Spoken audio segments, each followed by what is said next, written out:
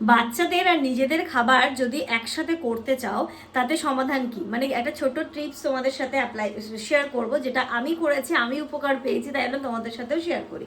কি হয় না, মানে বাচ্চাদের জন্য আলাদা খাবার, আবার আমাদের জন্য আলাদা, বিশেষ করে নর্মাল জিনিসগুলো, সে আলাদা চিকেন করছি, মাটন করছি, সেটা আলাদা ব্যাপার হলো, বাট এই নর্মাল রান্নাটাও যদি আলাদা আলাদা করতে হয় সেক্ষেত্রে একটুখানি কিন্তু হেট্রিক হয়ে যায়। সেটা আবার তুমি বলো কত বছরের বা হ্যাঁ, মাসের? সেটা ইনায়া যেমন এখন তোমার 15 মাস বয়স, 15 মাস বয়সের একদমই ছোট বাচ্চার তো এটা করা যায় না, ওই তো সবই সেদ্ধ সেদ্ধ। এখন যেহেতু আস্তে আস্তে ও বড় হচ্ছে, সেক্ষেত্রে তোমরা এটা করতে পারো। দেখো আমাদের জন্য আজকে আমি সজনে ডাঁটা আলু দিয়ে যেহেতু মাছের ঝোলটা করছি, আর এখানে মশলা দিয়ে দিয়েছি।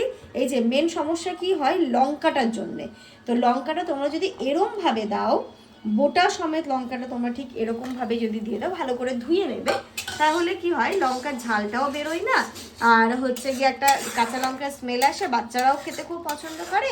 আর তোমাদের আমাদের যেমন বড়দের ঝালের প্রয়োজন, সেক্ষেত্রে আমরা লঙ্কাটা ডুলেও খেয়ে নিতে পারি, প্রবলেম সলভ।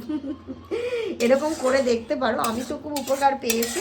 এবং ইনায়া যেহেতু বড় হচ্ছে না, ও একটুখানি টেস্টি খাবারই খেতে চাইছে, তো আমাদেরটা দিলে ও ভালো মতো করে খাচ্ছে, তাই আমি এটা করেছি। এখন এই যে এবার দিয়ে দিলাম ডাঁটা আর আলুটা, এবার ভালো করে কষিয়ে এর মধ্যে জল দিয়ে দেবো। লঙ্কার ঝালটাও বেরোবে না কিন্তু, করে দেখো একদিন, একদম ঝাল বেরোবে না, আর বাচ্চাও ভালোভাবে খেয়ে নিতে পারবে। যার আবার ঝালের দরকার সে কিভাবে সে করবে? যার যার ঝালের প্রয়োজন সে লঙ্কাটাকে থেতো করে খেয়ে নেবে, হয়ে গেল।